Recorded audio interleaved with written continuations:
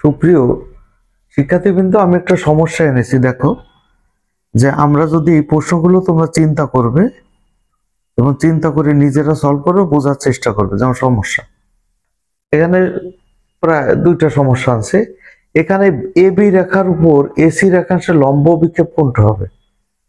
মানে A B রেখার উপরে কার এসি রেখাংশের লম্ব বিক্ষেপ, এসি রেখাংশের লম্ব বিক্ষেপ কোনটা হবে?